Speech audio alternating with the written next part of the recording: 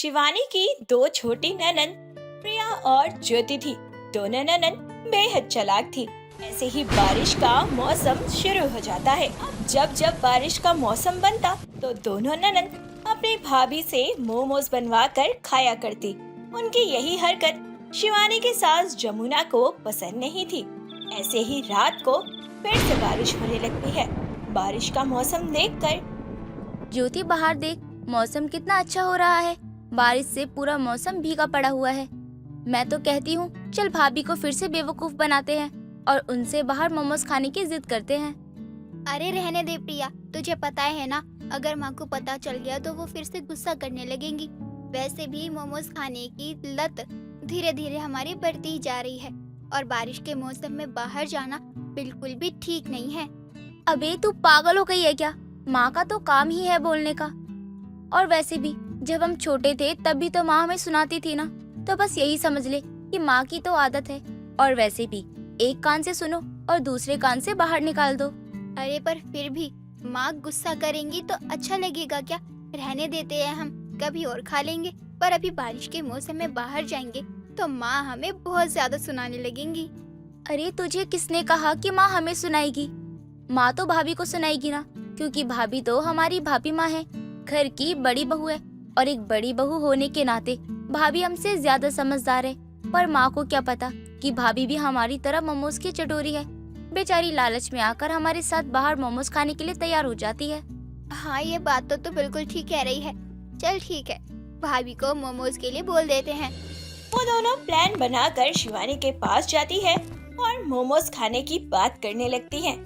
भाभी, बाहर ना बारिश हो रही है और आप तो जानती हो ना कि बारिश में हमें सबसे ज्यादा क्या खाने में मजा आता है। अरे प्रिया, तुम्हें तो पता ही है ना कि मुझे मोमोज बनाना नहीं आता है। अब मैं इस मौसम में तुम्हारे लिए मोमोज कैसे बनाऊं? अरे भाभी, आपको किसने कहा कि मोमोज घर पर बनाने हैं? मैं तो बस ये कहने आई हूँ कि बारिश का मौसम हो रहा है और इस बारिश में मोमोज खाने का मजा ही कुछ और है। छाता लेकर चलते हैं ना बाहर मोमोज खाने। अरे नहीं नहीं प्रिया, तुम्हें तो पता ही है ना, अगर सासू माँ को पता चल गया तो वो बहुत गुस्सा करेंगी। और वैसे भी बारिश के मौसम में बाहर जाना बिल्कुल भी ठीक नहीं है। हम कल मोमोज खा लेंगे ना।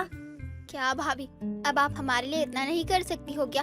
हम दोनों का मन अभी मोमोज खाने का कर रहा है और एक आप हैं कि माँ की डांट से बचने का बहाना ही ढूंढती रहती हो। कितनी उम्मीद लेकर आए थे हम दोनों आपके पास, पर आप तो सच में बहुत डरपोक हो। आप तो जानती हो ना कि माँ का काम ही होता है सुनाना। चाहे आप कितना भी अच्छा काम कर लो, माँ तब भी आपको सुनाएंगी। आपकी बात मैं अच्छे से समझ रही हूँ, पर आप तो जानती है ना कि मैं इस घर की बहू हूँ और एक बहू होने के नाते मैं बार बार वही गलती करूँ तो वो अच्छा नहीं लगेगा। रहने दे ज्योति, तुझे पता है ना, भाभी तो भाभी ही होती है। वो कभी हमारी माँ और बहन बन ही नहीं सकती है। अगर इनसे हमारा खून का रिश्ता होता तो शायद अब तक तैयार हो गई होती। रहने दे, बेकार ही हम इनसे उम्मीद पाल रहे हैं। अच्छा कोई बात नहीं, आप दोनों नाराज मत हो। मैं बस थोड़ी सी रोटियां बना लूं, उसके बाद हम चलेंगे। शिवानी बहुत भोली थी। वो उनकी बातों में आ जाती है और चोरी छुपे अपनी दोनों ननंद के साथ छाता लेकर उसी बारिश में मोमोज लेने के लिए निकल जाती है। और उनके जाने के बाद सास पूरे घर में शिवानी और बेटियों को ढूंढने लगती है। हे भगवान, ये शिवानी कहाँ गई? और मेरी दोनों बेटियां भी गायब हैं। पक्का ये दोनों बारिश में मोमोज खाने गई होंगी। आने दो इन तीनों को, अच्छे से खबर लेती हूँ उनकी। नाक में दम कर रखा है इन तीनों ने मेरा तो। सास वही सोफे पर बैठकर उनका इंतजार कर रही होती है। तभी वो तीनों मोमोज खाकर घर आती है। तीनों को देखकर सास बोलती है, कहाँ गई थी तुम तीनों और किससे पूछ के गई थी तुम तीनों बाहर? मैंने मना किया था ना कि बारिश के मौसम में कहीं बाहर नहीं जाना। फिर क्यों गए थे तुम लोग बाहर? और मैंने मना किया था ना तुम लोगों को बाहर के मोमोज खाने से कि वो हेल्थ के लिए बिल्कुल भी अच्छे नहीं होते। पर तुम दोनों को मेरी बातें समझ में ही नहीं आती हैं। और शिवानी बहू, तू तो बड़ी है ना इनसे, तुझे तो समझाना चाहिए था ना इन्हें, लेकिन तू तो खुद बच्चों वाली हरकतें करती है।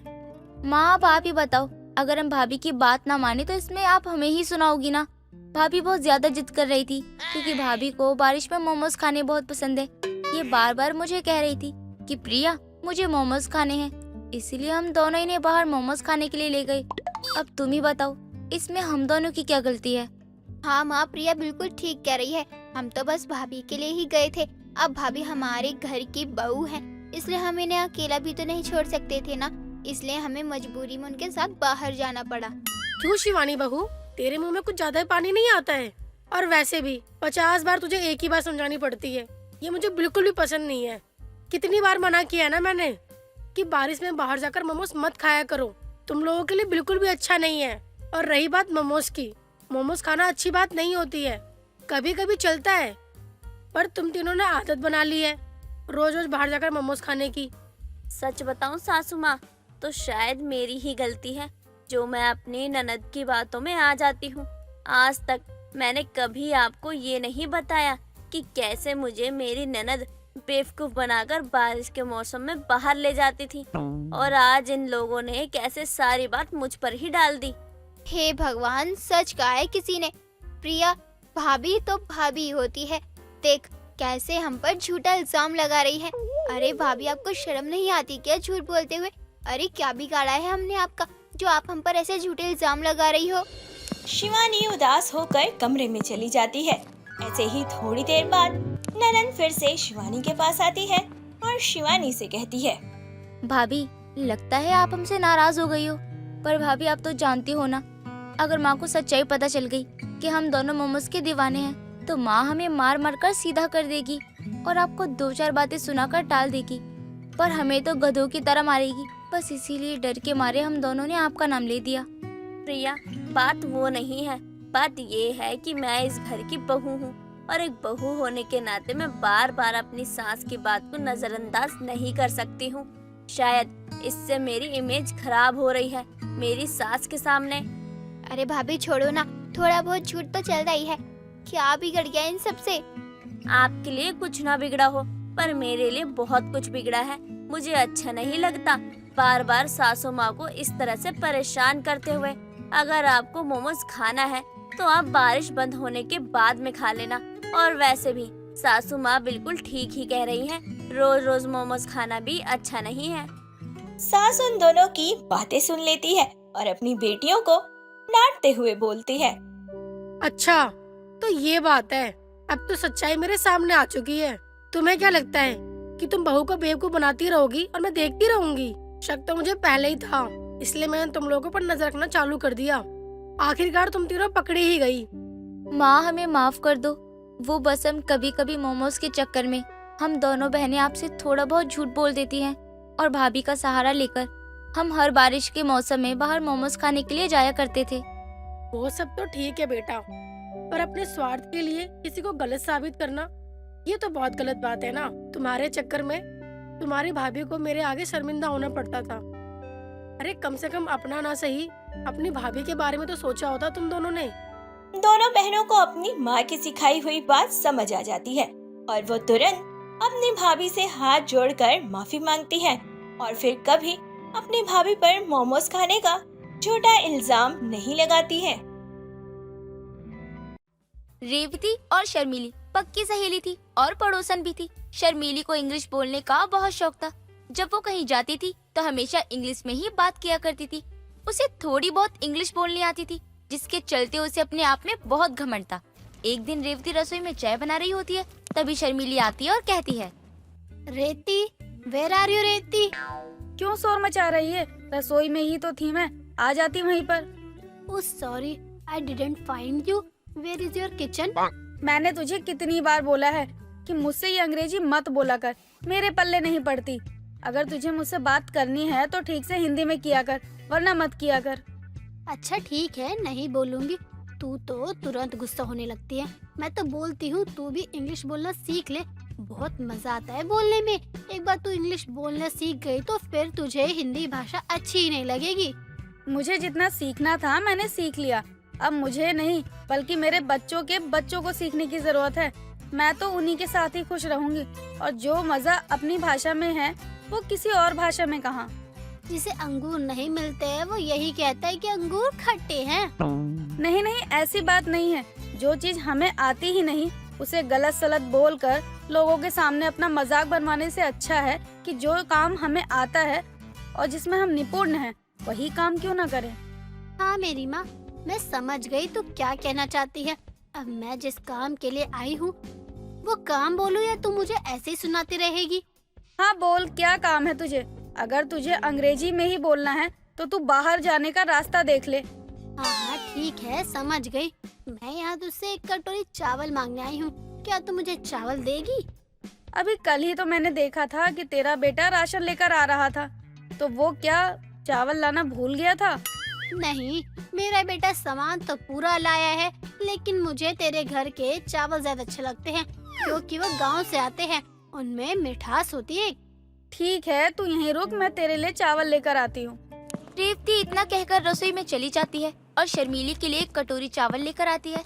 शर्मीली चावल लेकर वहाँ से चली जाती है, जिसके बाद वो अपने आप से बोलती है, पता नहीं कहाँ से ये मेरी पड़ोसन बनकर आ गई है। इतनी कंजूस है कि मेरे घर के चावल इसे अच्छे लगते हैं, लेकिन अगर मैं ये बोलूँ कि पैसे देकर इसे खरीद ले तो वो इससे नहीं होगा, लेकिन फ्री में जो चीज मिल जाए वो उसके लिए बहुत अच्छी होती है। अगर आगे से इसने कुछ मांगा ना तो कोई ना कोई बहाना कर दूंगी। कुछ देर बाद रेवती अपने कामों में लग जाती है। ऐसे ही समय बीतता है। तभी एक रोज वो हॉल में अकेली बैठी अपने बेटे धीरज के बारे में सोच रही होती है। तभी वो फोन उठाती है और उसे कॉल करती है। हाँ माँ बोलो, कैसी हो आप? तबीयत तो सही है ना आपकी? वाह बेटा, कभी खुद तो फोन करता नहीं है और आज जब मैंने कर दिया तब माँ का हालचाल पूछ रहा है, उनकी तबीयत का ख्याल कर रहा है। माँ आप मुझे ताने क्यों मार रही हो? मैं इसलिए फोन करता हूँ ताकि आप मुझसे प्यार से बात करो, लेकिन आप तो हमेशा ताने देने लगती हो। अच्छा बेटा, अगर मैंने तुझसे तेरी शिकायत करी कि तेरे अंदर क्या कमी है तो मैं तुझे ताना मार रही हूँ। कभी ये तो नहीं सोचता कि माँ अकेली है, उसे फोन कर लूँ, थोड़ी देर उससे बात कर लूँ। माँ मैं क्या करूँ, समय ही नहीं मिल पाता है, बहुत काम रहता है, इसलिए फोन नहीं कर पाता। लेकिन अब मैं जल्दी ना आपसे मिलने आऊँगा। हाँ बेटा आ जाना, बहुत मन कर रहा है तुझसे मिलने का, बहुत दिन हो गए तुझे देखे हुए। ठीक है माँ, मैं कोशिश करूँगा कि मैं आपसे जल्दी मिलने आ जाऊँ।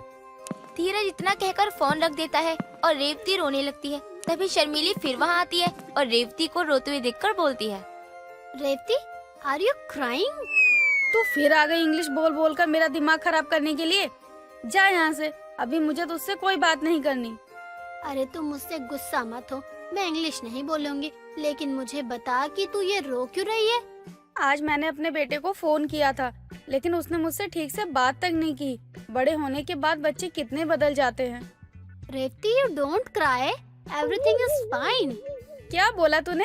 तू बार बार इंग्लिश बोलकर मेरी बेइज्जती क्यों करती रहती है, ये जानते हुए कि मुझे इंग्लिश बोलना नहीं आता। मैं तेरी बेइज्जती नहीं कर रही हूँ, मेरी आदत हो गई है हर बात में इंग्लिश वर्ड इस्तेमाल करने की, इसीलिए मुंह से निकल जाता है। तुझे ज्यादा परेशानी है तो अब मैं तेरे पास आऊंगी ही नहीं। ये बड़ी अच्छी बात कही आप। शर्मीली इतना कहकर वहाँ से जाने लगती है। तभी रेवती उसका हाथ पकड़ लेती है और रोक लेती है और उसे बोलती है, रुक जा शर्मिली, तेरे सिवा मेरा और कौन है? अगर तू नाराज हो गई तो मैं किससे बात करूंगी? तुझे जो बोलना है, जैसे बोलना है तू वैसे बोल, लेकिन मुझसे बात कर। ठीक है, तो फिर तू ये रोना धोना छोड़ और मेरे साथ गोलगप्पे खाने चल। जैसे सब अपनी लाइफ जी रहे हैं, तू भी जी। ओके, मैं तेरे साथ चलूंगी, लेकिन तू मुझसे वादा कर कि तू मुझ पर गुस्सा नहीं होगी। लेकिन तू भी वादा कर कि जो मैं ये टूटी फूटी इंग्लिश बोलती हूँ तुझे उसके साथ ही रहना पड़ेगा। ठीक है, मैं आज के बाद तुझे इंग्लिश बोलने के लिए कभी नहीं रोकूंगी। जो नहीं समझ में आएगा वो मैं तुझसे दोबारा पूछ लूंगी। You happy? अरे वाह, लगता है तुझे भी मेरी संगत का असर पड़ गया। तूने इंग्लिश शब्द बोला। अरे हाँ, मैं तो तेरे साथ रहते रहते थोड़ा इंग्लिश बोलना सीख ही गई। अब चल, तेरे साथ गोलगप्पे खाने चलती हूँ, वरना देर हो जाएगी और वहाँ पे भीड़ भी बहुत ज्यादा हो जाएगी। हाँ तू सही बोल रही है, हमें चलना चाहिए। शर्मिली इतना कहकर रेवती को लेकर गोलगप्पे खाने के लिए निकल जाती है। दुनिया की इस भीड़ में रेवती बिल्कुल अकेली थी। पति के मरने के बाद उसका बेटा पैसे कमाने के लिए दूसरे शहर चला गया था। उसके बहुत बुलाने के बाद भी वो नहीं आया। समय यूं ही बीत गया और समय के साथ रेवती की आस भी खत्म होती गई। एक दिन उसे ऐसा कुछ पता चला जिसके बाद वो पूरी तरह से टूट ही गई। वो रात एक समय अकेले अपने कमरे में लेटी थी और गुस्से में अपने बेटे को फोन करती है। क्या हुआ माँ, आपको रात को भी चैन नहीं है क्या? क्यों फोन किया है, बताओ। मैं आ रहा हूँ बोलते बोलते सालों निकल गए हैं, लेकिन तुझे मुझसे मिलने का समय नहीं मिला। अब तू सच सच बता कि तू कब आएगा मुझसे मिलने या नहीं आएगा। माँ, मैं झूठ बोल बोल के बहुत थक चुका हूँ। आज मैं आपको सच बता ही देता हूँ, मैं कभी वापस नहीं आऊंगा। उस छोटे से शहर में आके मैं क्या करूंगा? माँ, मैं अपनी जिंदगी गंवाना नहीं चाहता, इसलिए यहाँ मैंने एक अमीर लड़की से शादी कर ली है और मैं उसके साथ बहुत खुश हूँ, एक नई दुनिया बसा के। और माँ, मैं चाहता हूँ ना आप भी जहाँ हो खुश रहो और मुझे भी खुश रहने दो और भूल जाओ आपका कोई बेटा भी है। ये सुनकर मानो रेवती के पैरों तले जमीन ही खिसक गई हो और वो फोन रखकर जोर जोर से रोने लगती है कि तभी वहाँ शर्मीली का बेटा हर्ष आता है और बोलता है, क्या हुआ आंटी, आप रो क्यों रही हो? बेटा अब तेरा दोस्त कभी वापस नहीं आएगा। उसने बोला कि उसने वहाँ एक लड़की से शादी कर ली है और उसी के साथ रह रहा है। आंटी जी, मुझे ये बात पहले से ही पता है। मैं भी वहाँ किसी काम से गया था जहाँ धीरज काम करता है। उसी ने मुझे सब बता दिया था। मैंने आपको इसलिए नहीं बताया कि शायद वो बदल जाए, लेकिन आप चिंता मत करिए, वो ना सही मैं हूँ ना, मैं आपकी अच्छे से देखभाल करूँगा। मैं भी तो आपके बेटे की तरह हूँ। मैं अपने बेटे के बिना कैसे रहूंगी? आंटी जी, आपने भी तो मुझे बचपन से पाला है, मैं भी तो आपका बेटा ही हूँ। जैसे मैं अपनी माँ का ख्याल रखता हूँ वैसे ही आज के बाद से आपका रखूंगा।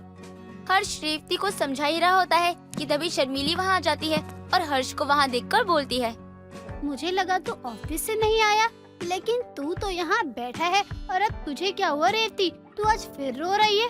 Why you are crying? ओ इंग्लिश नहीं, तू बोल शर्मिली, तू जैसे भी बोलती है बहुत अच्छी है। तेरी किस्मत बहुत अच्छी है क्योंकि तूने अपने बेटे को वो संस्कार दिए जो मैं अपने बेटे को नहीं दे पाई। रेवती इतना कहकर शर्मीली को अपने बेटे की सारी बातें बताती है, जिसे सुनने के बाद वो उसे संभालती है, साथ ही उसे अपनी ही तरह इंग्लिश बोलना सिखाती है। और रेवती भी शर्मीली और उसके बेटे के साथ मिलकर रहने लगती है और धीरे धीरे अपने गम को भूलने की पूरी कोशिश करती है। नंदिता एक छोटे से गांव में रहती थी। नंदिता अकेले ही रहती थी और अपना खर्चा खुद ही उठाती।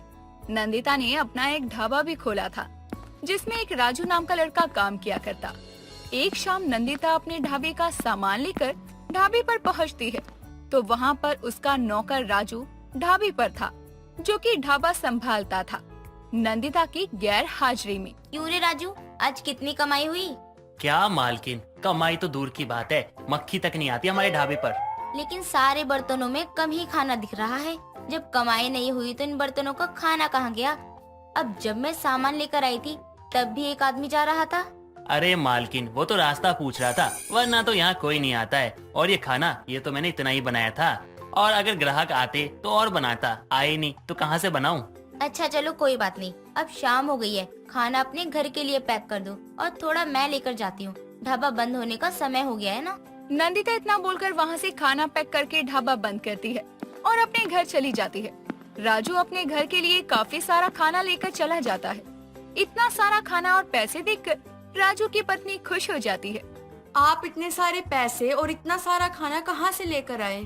अरे वो नंदिता मालकिना एक नंबर की गवार है। अरे मैंने उनको कहा कि आज कुछ भी कमाई नहीं हुई है, वो मान गई और बोलने लगी कि कोई बात नहीं, बचा हुआ खाना घर लेके चले जाओ। ऐसे लोग हमारी जिंदगी में आते रहे, फिर तो हम आज लखपति तो कल करोड़पति बन जाएंगे। दुनिया में बेवकूफों की कमी नहीं है और मेरी मालकिन सबसे बड़ी बेवकूफ है। राजू ने अपनी मालकिन नंदिता के साथ चालाकी की थी, इसीलिए राजू तो बहुत ज्यादा खुश हो रहा था। नंदिता राजू को कुछ नहीं कह रही थी, लेकिन वो राजू की चालाकियां अच्छे से समझ रही थी। ऐसे ही कई दिन निकलते हैं और राजू नंदिता को मूर्ख बनाकर खुद पैसे लेता रहता है। कुछ दिनों बाद नंदिता ढाबे पर ही बैठी होती है, तभी एक आदमी खाना खाने आता है। राजू जरा देख इन्हें क्या चाहिए खाने को। नंदिता की आवाज सुनकर राजू उस आदमी के पास जाता है। जी कहिए, क्या खाना है आपको? कढ़ाई पनीर कर दो और रोटी दे देना 4। जी अभी लाता हूँ, लेकिन आपको खाने का बिल पहले ही देना होगा। लाइए 150 रुपए। राजू की बात सुनकर वो आदमी राजू को पैसे दे देता है और राजू जल्दी से खाना उस आदमी को देता है। वो आदमी खाना खाकर चला जाता है और राजू वापस से नंदिता के पास जाता है। मालकिन देख रही हो आप, आपको ध्यान देना चाहिए था। वो आदमी खाना खाकर बिना पैसे दिए चला गया। ऐसे चलता रहा ना तो हमारी कमाई कैसे होगी? क्या उस आदमी ने तुम्हें पैसे नहीं दिए? वो तुम्हें कुछ दे तो रहा था। कहाँ कुछ दिया, मैं तो बस अपना काम कर रहा था। खाना पूछने गया और खाना दे दिया। ये कुछ ज्यादा ही चालाक बन रहा है। इसकी चालाकी तो दिन पर दिन बढ़ती ही जा रही है। अब तक मैंने कुछ नहीं किया था, लेकिन अब इसको सबक जरूर सिखाऊंगी। नंदिता अब राजू की चालाकियों से परेशान हो गई थी। कुछ दिनों बाद जब राजू ने अपनी चालाकियों से काफी पैसे जमा कर लिए थे, वो कई दिनों तक ढाबे पर नहीं जाता। जब नंदिता उसे बार बार बुलाती है तो एक दिन राजू ढाबे पर जाता है। क्यों रे राजू, तू इतने दिनों से काम पर क्यों नहीं आ रहा था? मालकिन वो अब क्या है ना कि मैं ये ढाबे पे काम नहीं कर सकता। मैं बहुत थक चुका हूँ, इसलिए ना अब मैं और यहाँ नहीं रहने वाला और मैं रहना भी नहीं चाहता। अगर आप मेरी पगार बढ़ा दोगी तो मैं सोचूंगा कि यहाँ पे मुझे आना है या नहीं आना है। राजू, तेरे भाव कुछ ज्यादा नहीं बढ़ते जा रहे हैं, तुझे पता तो है सब। वो सब मैं नहीं जानता। अगर आप ज्यादा पगार दे सकती हो तो कोई बात नहीं है, मैं यहीं पे रहूंगा, काम करूंगा, वरना मेरा हिसाब कर दो, मुझे जाना है। अच्छा ठीक है, कुछ 10 दिन का समय दे, फिर मैं तेरी पगार बढ़ा दूंगी। ठीक है, आप इतना कह ही रही हो तो मैं मान लेता हूँ। नंदिता अब तक शांत थी और राजू नंदिता को बेवकूफ समझकर उसका फायदा उठाए जा रहा था। लेकिन जब पानी सर के ऊपर चला जाता है और 10 दिनों के बाद नंदिता कई दिनों तक ढाबा ही नहीं खोलती, तो कई दिनों बाद जब नंदिता ढाबा खोलती है तो राजू को वापस बुलाती है। क्या बात है मालकिन, आपने इतने दिनों से ढाबा नहीं खोला और मेरी पगार बढ़ानी थी आपको, ये सोच सोच के आपने ढाबा ही बंद कर दिया। वो क्या है ना, हमारे ढाबे का खाना एक बड़े आदमी को बहुत अच्छा लगता है, तो उन्होंने मुझसे मिलने के लिए मुझे शहर बुलाया था, तो मैं वहीं उनसे मिलने गई थी। अच्छा, वही ना जो मैं बनाता हूँ, लेकिन वो आए कब? मैंने तो किसी को नहीं देखा। हाँ, तुम्हारे हाथों का खाना। जब उस दिन ढाबा बंद करने जा रही थी तो एक बड़ी सी गाड़ी में एक बहुत बड़ा आदमी आया था और वो रास्ता भटक गया था, खाने को कुछ भी नहीं था, तो मैंने उन्हें अपने ढाबे का खाना खिलाया जो उन्हें बहुत ज्यादा ही पसंद आया था। अच्छा, फिर क्या कहा उन्होंने? वो तो यही कह रहे थे कि उन्हें हमारा खाना बहुत अच्छा लगा, इसीलिए वो शेफ यानी कि तुमसे मिलना चाहते हैं। लेकिन मैंने कह दिया कि अब तो तुम यहाँ काम ही नहीं करना चाहते हो और जा रहे हो। नहीं तो मालकिन, मैंने कब बोला कि मुझे यहाँ काम नहीं करना है? उस दिन हमारी बात हुई थी ना, आपने मेरी पगार बढ़ाने वाली बात बोल दी थी, तो मैं तो मान गया था ना। अब तो मैं यही काम करूँगा ना। छोड़ राजू, इन सब का क्या ही फायदा, ज्यादा ग्राहक आते नहीं है, और ऊपर से तूने बोला था ना कि तेरी पगार बढ़ानी है, तो वो कैसे होगा? इससे अच्छा है कि अब मैं ढाबा ही बंद कर दूं। नहीं मालकिन, आप परेशान क्यों हो रही हो? मैं हूँ ना, मैं सब कुछ संभाल लूंगा। आप ये बताओ ना कि वो आदमी अब तो मिलने आएगा ना? उसने ये कहा था कि 1 महीने तक ये ढाबा हम चलाएं और हमारी कमाई 50,000 तक हुई तब वो हमें अपने बड़े से होटल में महीने के 40,000 पगार देंगे। 40,000 पगार? हाँ, लेकिन मैंने साफ मना कर दिया, हमसे तो ढाबे का खर्चा ही नहीं निकलता, तो हम 50,000 रुपए कैसे निकाल पाएंगे। और ये भी कह दिया कि अब मैं ये ढाबा भी बंद करने वाली हूँ। मालकिन अब देखना, मैं 1 महीने में कैसे 50,000 कमाता हूँ इस ढाबे से। और आप ना ढाबा बंद मत कीजिएगा और उस आदमी से कह देना आप कि 1 महीने बाद आए। आप एक काम कीजिएगा, पूरे महीने का हिसाब किताब एक कॉपी में लिखना। राजू, तुम क्यों फंस रहे हो इन सब में? इस ढाबे से तुम्हारा कुछ नहीं होता है, तुम कुछ और काम देख लो। मालकिन, आपको मुझ पे यकीन नहीं है क्या? राजू वो मालकिन अब कुछ नहीं, उन्होंने आपसे 1 महीने की बात की थी, तो आप बस मुझे 1 महीने की मोहलत दे दें। ठीक है। नंदिता की बात सुनकर राजू अब ढाबे में बहुत अच्छा खाना बनाने लगा और ज्यादा अच्छा खाना बनाने से ग्राहकों को भी खाना पसंद आता। अब राजू 1 रुपए का भी घपला नहीं करता और पूरी ईमानदारी से काम करता। धीरे धीरे 1 महीना कब निकल जाता है पता ही नहीं चलता और 1 महीना पूरा होने पर जब नंदिता हिसाब करती है तो महीने की कमाई सब काट के 50,000 रुपए से ऊपर थी। ये देखकर नंदिता बहुत खुश होती है और राजू के पास जाती है। राजू, सच में तुमने तो कमाल कर दिया, हमारी इस महीने की कमाई 50,000 से भी ज्यादा हुई है। मैंने कहा था ना मालकिन, अब आप एक काम कीजिए, उस अमीर आदमी को बुलाइए और उसको ये दिखाइए। कौन सा अमीर आदमी? मालकिन, आपने ही तो बोला था ना कि 1 महीने पहले एक अमीर आदमी आया था जिसे मेरे हाथ का खाना अच्छा लगा और उसने 1 महीने में 50,000 कमाने के लिए कहा था।